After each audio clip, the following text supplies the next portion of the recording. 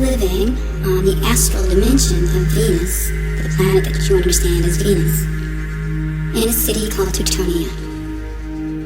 My mother had ended her karma when I was born. My father became a scientist and manifested a physical body to live in your societies. We have the ability to do this if we need to. But once we manifest a physical body to live or to work in your societies, we can no longer go back and exist on the astral. One of the cities that we preserved on the astral and on the physical level is called the city of Retz. And at one time when we were a physical society, it was the capital of our planet. Now it serves as a spiritual city and a crossover between the astral and the physical, so that we may manifest the physical body and work and live in your societies.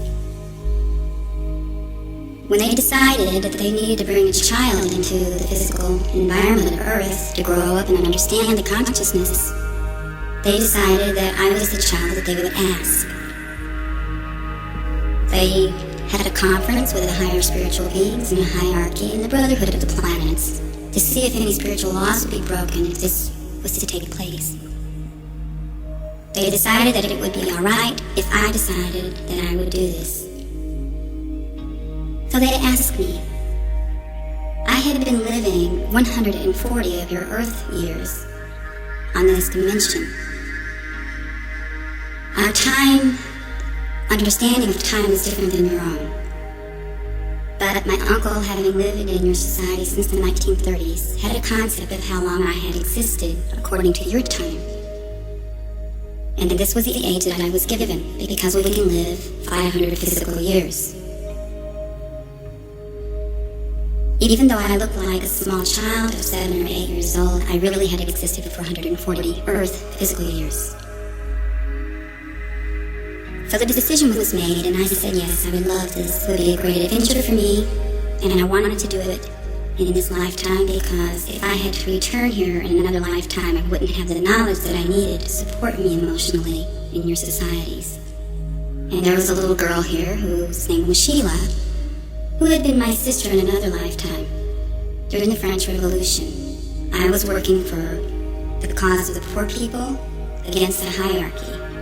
They came to the home to arrest me. She told them that she was me and was beheaded in my place, so I could continue my work. So in this lifetime, I would be taking her place when she died, and her family would adopt me and raise me in her place. All the sufferings and the experiences that I would go through here were the ones that she would have lived, or experienced if she had lived. I made this decision willingly. I was placed in a family that was not very prominent as far as money, education, or any other means. And this was for my own benefit. In order to grow up properly in your societies and to learn, I had to go through many, many experiences that were not pleasant.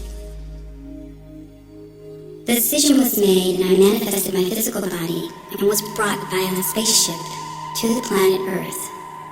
I was first in a huge mothership and then a smaller ship. The smaller ship brought me to a monastery in Tibet, where I stayed and lived for a year. Here I adjusted to the gravity, learned about your environment, and learned to maintain a physical body.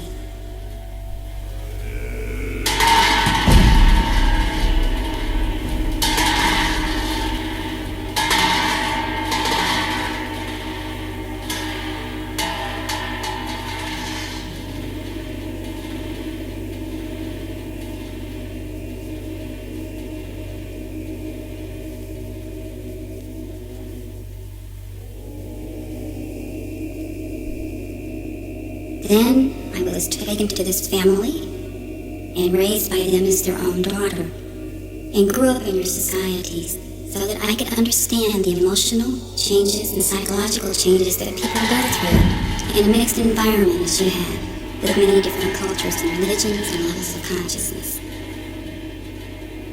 It was an experiment to begin with, but it was successful. It was successful, but it was due to a lot of emotional changes that I had to go through. Fortunately, with my background, I was capable of maintaining my knowledge and information, and it helped me to have compassion and understanding instead of aggression and anger toward the people who caused me harm.